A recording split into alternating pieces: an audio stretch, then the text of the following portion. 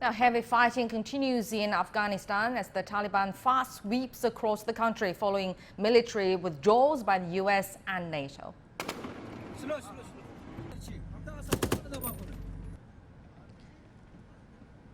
Well, the Afghan government claims it's killed more than 260 Taliban fighters in recent battles in efforts to retake lost ground.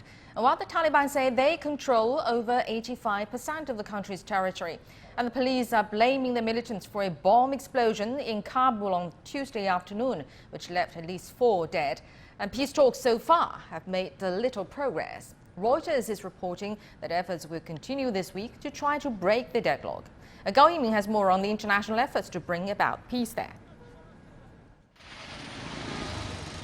Afghanistan, a nation left on edge as foreign troops return home. The Taliban fighters are rapidly regaining control. It's claimed around a third of Afghanistan's 400 districts, securing major border crossings with Iran and Turkmenistan. The UN says since January, instability and violence have displaced 270,000 people in the country, and more may suffer if peace effort fails. UNHCR warns that a failure to reach a peace agreement in Afghanistan and stem the current violence will lead to further displacement within the country, as well as to neighboring countries and beyond. When I made the decision to end the U.S. military involvement in Afghanistan, U.S. President Joe Biden has vowed to pull out American troops by August the 31st. He says Washington has achieved its goals in the region, and it's now up to the Afghan and regional leaders to bring about a political solution to the crisis. But many Afghans say the U.S. move is causing greater trauma.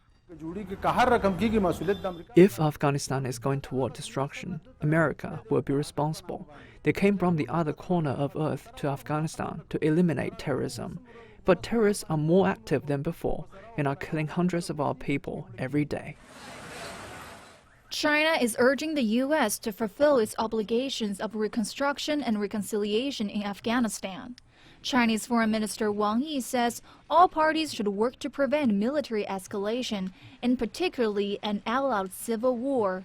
Wang and his counterparts in the Shanghai Cooperation Organization are now meeting in Tajikistan to discuss solutions. Members include China, India, Kazakhstan, Kyrgyzstan, Russia, Pakistan, Tajikistan, and Uzbekistan. Afghanistan is an observer state. The organization's Afghanistan Contact Group was established in 2005 to promote peace in the country. In 2017, the member states relaunched the group to better support Afghanistan in the fight against terrorism, drugs, and other crimes, as well as facilitating its sustainable development. A joint statement on the current crisis expected following the talks in the Tajik capital of Dushanbe. Tajikistan has also called on its partners in the Russia-led Collective Security Treaty Organization to help bring peace to Afghanistan. And a new round of peace talks between the Afghan government and the Taliban is set to begin in Doha this week. I think you'll see that the peace talks will resume soon, so all sides need to be patient and make a good plan to push the current situation in the direction of peace. But peace is an unfamiliar concept to the generation of Afghans who were brought up in war, and the big question to them is when and how it will finally come. Gao Yiming, CGTN.